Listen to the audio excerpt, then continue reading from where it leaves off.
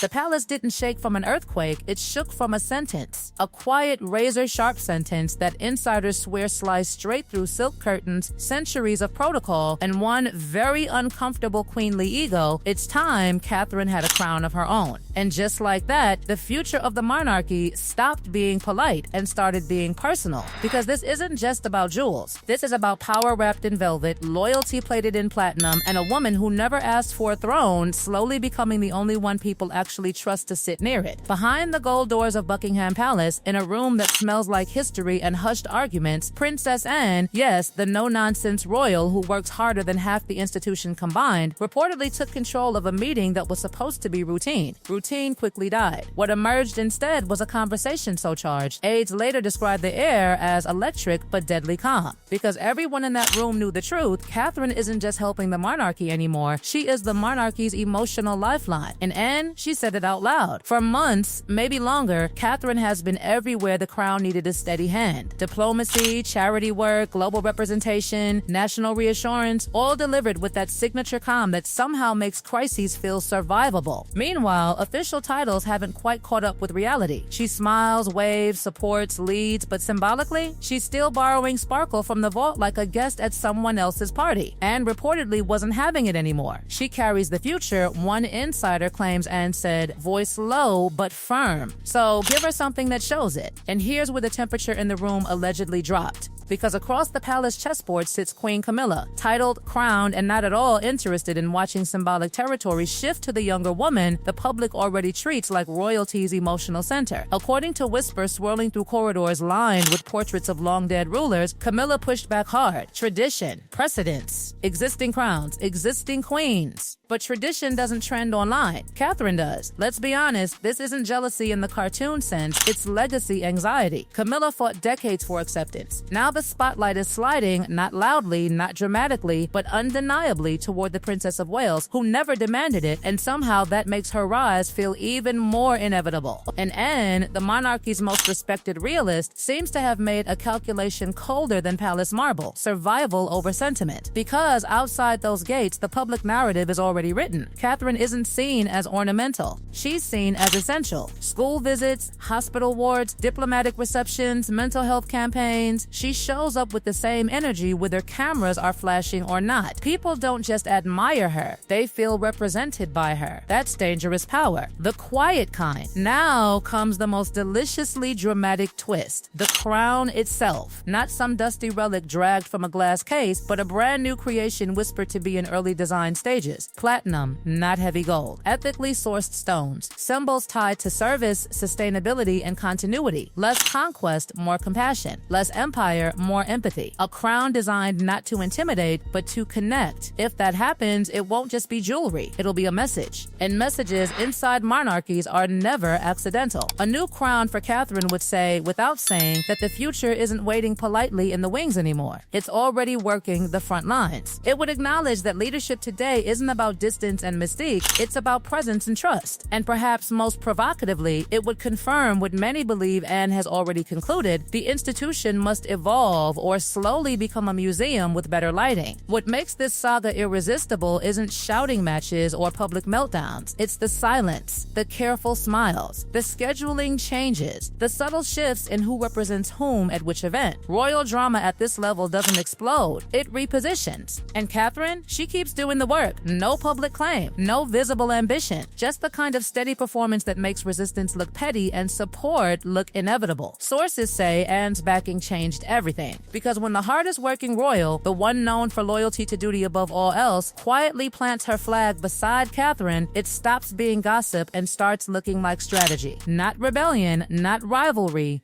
realignment. The real shock isn't that Catherine might get a crown, it's that the conversation waited this long. In a family where jewels equal legitimacy, where history lives in metal and stone, leaving the monarchy's most trusted figure symbolically under-adorned suddenly feels less like tradition and more like hesitation. And Anne apparently has no patience left for hesitation. Because this isn't about rewarding Catherine, it's about admitting she's already carrying the weight. And here's the part nobody inside those palace walls can say out loud, but everyone can can feel pressing against their ribs. Once a symbol changes, the story changes with it. Crowns aren't accessories. They're announcements made in metal and light. And if Catherine receives one forged just for her, the message will echo louder than any balcony wave ever could. Because suddenly the narrative shifts from waiting her turn to already chosen by circumstance. That's the kind of shift that doesn't just unsettle courtiers, it rearranges loyalties. Staff follow momentum. Public affection follows visibility. And visibility? Catherine owns that space now, not by noise, but by presence. Meanwhile, Queen Camilla is said to be navigating the most delicate balancing act of her public life. Not dethroned, not displaced, but no longer the gravitational center she once worked so hard to become. It's not a fall, it's a fade. And fades are harder to fight because there's nothing obvious to push against. Then there's King Charles III, respected, historic, but increasingly absent from the relentless pace modern monarchy demands. Illness may explain the retreat, but absence creates space, and space in royal dynamics never stays empty. It gets filled by whoever steps forward with confidence and calm. That person has been Catherine, repeatedly, reliably, without spectacle. And don't underestimate what that does psychologically inside an institution built on hierarchy. When the supporting figure becomes the most dependable public presence, the emotional math changes. Courtiers start asking quiet questions. Advisors start planning for optics 5 years ahead instead of 5 weeks. And senior figures like Princess Anne start thinking in terms of legacy protection, not personal preference. Anne's reported stance wasn't romantic, it was practical. The monarchy survives by aligning symbol with reality. Right now, reality looks a lot like Catherine walking into hospitals, classrooms, and diplomatic halls while others step back. And here's the irony that makes this whole saga sparkle with tension. Catherine herself has never behaved like someone chasing elevation. No dramatic speeches, no visible power plays, no carefully leaked ambition, just work, composure, consistency. In royal terms, that restraint is magnetic. It makes every endorsement feel earned, not engineered, which is exactly why the idea of a personal crown hits so hard, because it transforms years of quiet service into visible acknowledgement. It says this woman didn't climb, she carried. And now the institution is catching up to what the public already decided in their hearts. Online, the reaction has been electric. Support isn't framed as rebellion against tradition. It's framed as evolution. A monarchy that reflects modern values needs figures who feel human, accessible, emotionally intelligent. Catherine checks those boxes without trying to brand herself as anything. Inside the palace ecosystem, though, evolution feels like erosion if you're standing on the older ground. Titles still matter. Order of precedence still matters. But symbolism has always been the monarchy's secret language, and a newly commissioned crown would speak volumes without a single official statement needing to confirm anything.